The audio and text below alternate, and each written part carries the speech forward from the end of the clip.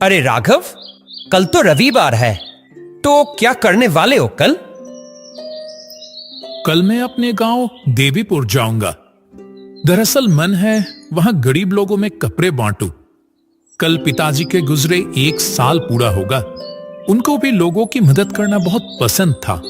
अब नौकरी मिली है, अगर किसी के काम आ सकूं तो पिताजी जहां भी होंगे बहुत खुश होंगे। वाह, जहां माँ बाप जिंदा रहते हुए बच्चे उनके नहीं सुनते, वहां तुम्हारे पिताजी अब इस दुनिया में है ही नहीं, फिर भी तुम उनकी सोच को आगे बढ़ा रहे हो। इससे बड़ी बात क्या हो सकती है? नहीं भैया, मेरी माँ तो जन्म के कुछ दिन बाद ही चल बसी। पिताजी ने अकेले ही मुझे बड़ा किया। बचपन से ही जब भी किसी को मुसीबत में देखते, पिताजी सबसे पहले मदद करने पहुंच जाते थे।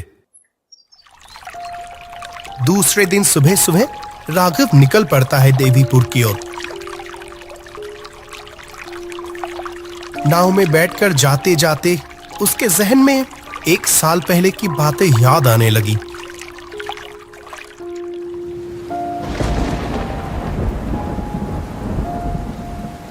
पिताजी, ऐसी बरसात में कहां जा रहे हैं?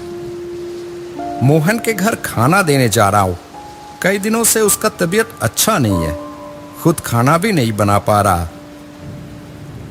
इतनी तेज बारिश में आप मत जाइए, मुझे दे दीजिए, मैं दे के आता हूं। नहीं नहीं, तुझे इस बरसात में कहीं जाने की जरूरत नहीं है, मैं अभी आता हूं, तू घर पर ही रह।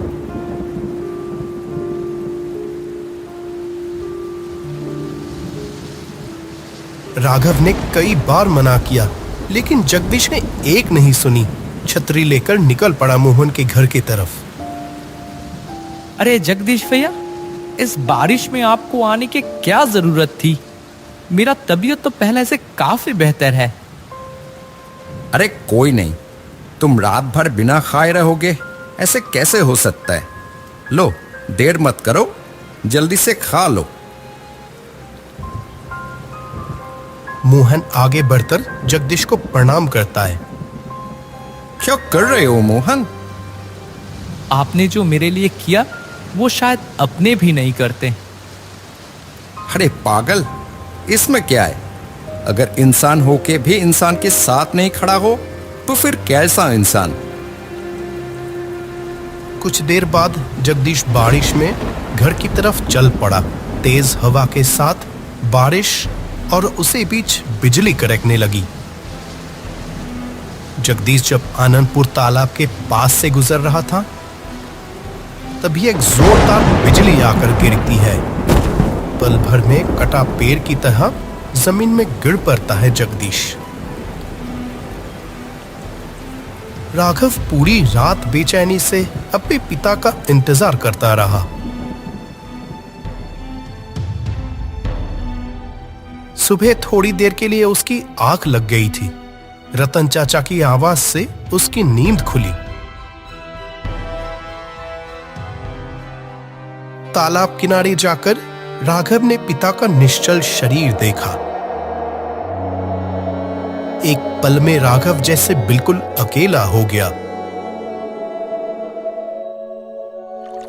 कुछ दिन बाद उसकी नौकरी लगी, लेकिन पिताजी देख नहीं पाए। बहुत दुख होता है उसको।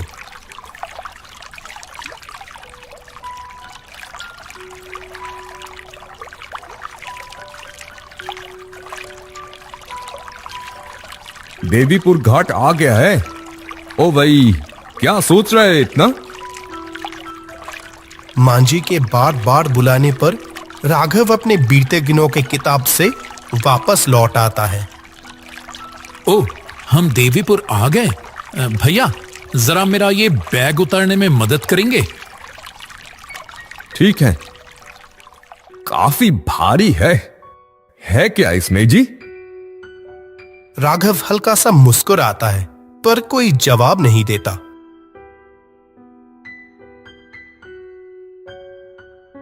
देवीपुर घाट पर उतरते ही राघव देखता है कुछ ठेले खड़े हैं। अपने गांव का बिरजू चाचा भी ठेला लेकर वहां खड़ा था।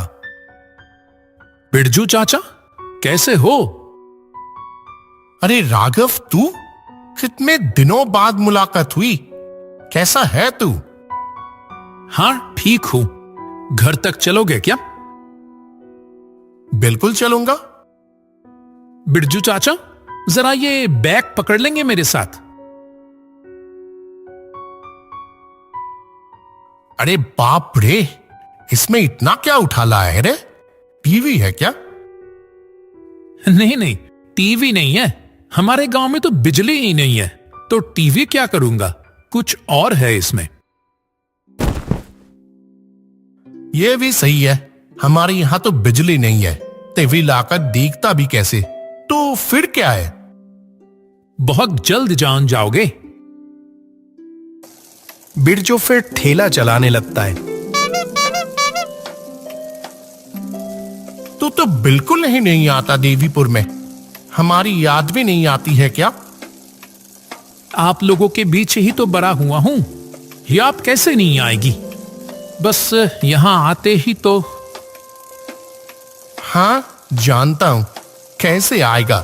तेरे पिता की यादें जो हैं, बहुत अच्छे इंसान थे वो। हर वक्त सबकी मुसीबत में साथ देते थे। भगवान की क्या मर्जी, पता नहीं। राघव कुछ कह नहीं पाता। पल भर में उसकी आंखें नम हो जाती है, लेकिन कैसे भी संभाल लेता है वो। गणेश तो है, वही तो तेरे घर का ख्याल रखता है और लोगों की मुसीबत में भी तुरंत साथ देता है। गणेश चाचा है, इसीलिए तो मुझे कोई फिक्र नहीं होती। राघव का मन है कि आगे चलकर घर बेच दे और गांव वालों की मदद के लिए कुछ करे। ओह अच्छा, एक बात तो कहना भूल ही गया। तेरे घाट पर आने से कुछ ही देर पहले मैंने गणेश को नाव में जल्दी से कहीं जाते हुए देखा। गणेश को तो मालूम था ना कि तू आज आ रहा है? हाँ, जानता तो था। मैंने चिट्ठी लिखकर बताया था। हो सकता है किसी जरूरी काम से गया हो। हाँ, हो सकता है। उसके चेहरे से भी लग रहा था कि बहुत जरूरी काम था उसे। अरे ये देख, तेरे घर भी आ गए।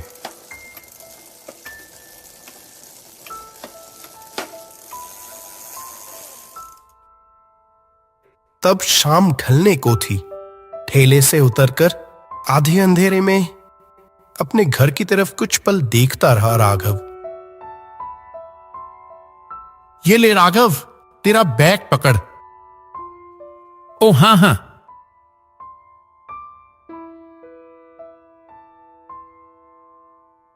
ये क्या बिरजू चाचा, जा रहे हो? भाड़ा तो ले लो। क्या तुझसे पैसे लूंगा? जो इंसान गांव के हर एक के साथ खड़ा रहा, खुद अपना खून का रिश्ता ना होते हुए भी मदद करते करते जान दे दी, उसके बेटे से पैसे लूंगा? ये सब छोड़, मैं चलता हूं।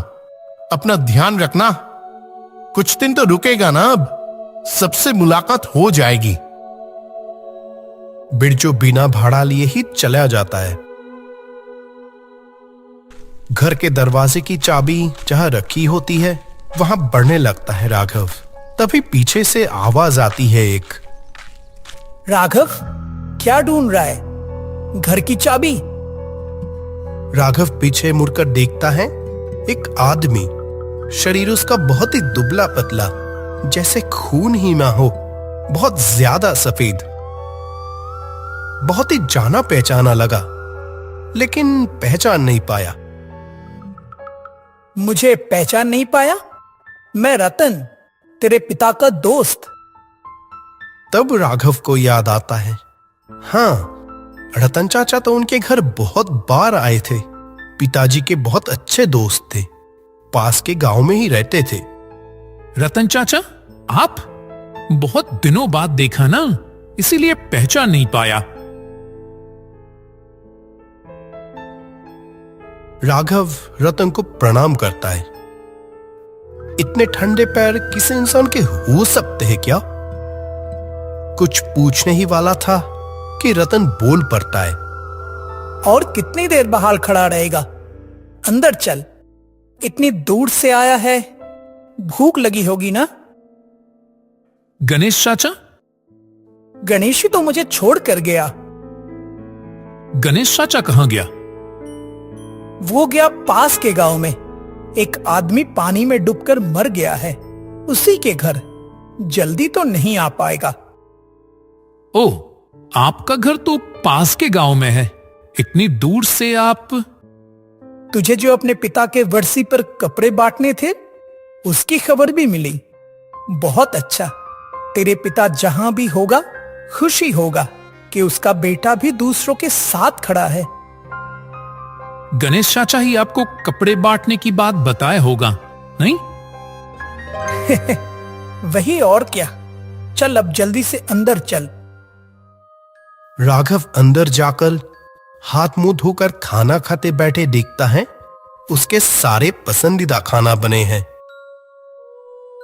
आपने तो बिल्कुल मेरे सारे पसंद के खाने बना दिए। तेरे पिता से ही खबर मिली है। राघव खाना खाते हुए ही अचानक उसकी नजर खिड़की के बाहर जाती है, जैसे एक काली परछाई उसे घूर रही हो। कौन कौन है वहां? तभी वो काली परछाई वहां से हट जाती है। वो कुछ नहीं रे। शायद पेड़ की छाया होगी।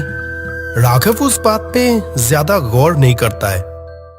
रतन चाचा, गांव के सब लोग कब आएंगे? कल? कल नहीं, आज रात को ही आएंगे सब। रात के अंधेरे में? वो लोग तो रात में ही आते हैं, दिन के उजाले में नहीं आ सकते। ये सुनकर राघव को बहुत अजीब लगता है। शायद दिन के समय खेतों में काम करते होंगे, इसीलिए नहीं आ पाते। कब आएंगे वो लोग? रात 12 बजे के बाद सब आएंगे। इतनी रात को गांव के लोग जगे रहते हैं क्या? वो लोग तो उसी समय जगे रहते हैं। रतन की हर बात राघव को कुछ अलग अजीब सी लगने लगती है।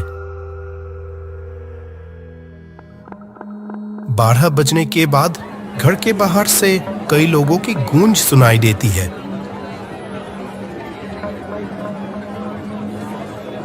राघव, आजा, सब लोग आ गए हैं।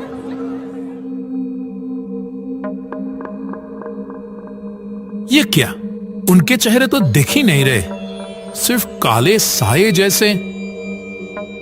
गांव के लोग हैं, थोड़ा शर्मा रहा है, इसीलिए सामने आना नहीं चाहते।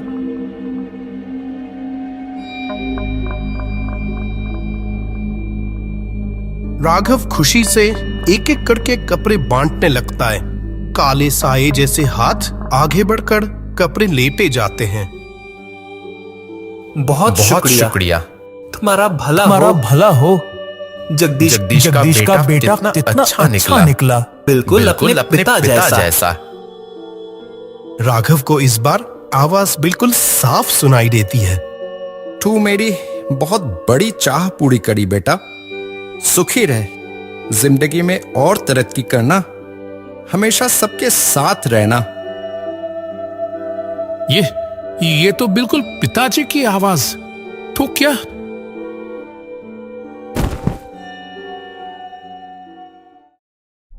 अरे राघव, यहां ऐसे लेटा क्यों है तू? फटाक से राघव उठ बैठता है। सामने गणेश चाचा।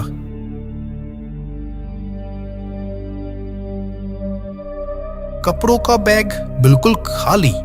उसे समझ नहीं आता कब कपड़े मटकर सो गया वो। रतन चाचा चला गया? कपड़े बांटना कब हो गया समझ ही नहीं पाया। रतन चाचा ने बहुत मदद की। रतन ने मदद की? कपड़े बांटना?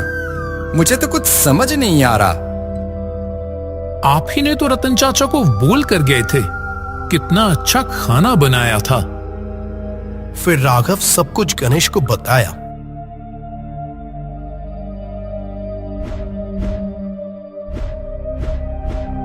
तुझे पता है मैं कहां गया था? हाँ, रतन चाचा ने बताया, पास के गांव में कोई पानी में डूबकर मर गया। और जानता है वो कोई कौन था? कौन? तेरा वही रतन चाचा। हाँ? राघव जैसे गिरते गिरते बचता है। अब उसे समझ आता है क्यों रतन चाचा की हर बात उसे अजीब लग रही थी। मतलब जैसे पिताजी जीवित रहते इंसानों की मदद करते थे, अब मरने के बाद अपमौत वालों की भी मदद कर रहे हैं। उसने सुना था जो अपमौत मरते हैं उन्हें मौत के बाद भी बहुत पीड़ा होती है, इसीलिए पिताजी सामने ना आकर भी बेटे के हाथों उनकी मदद करवा गए।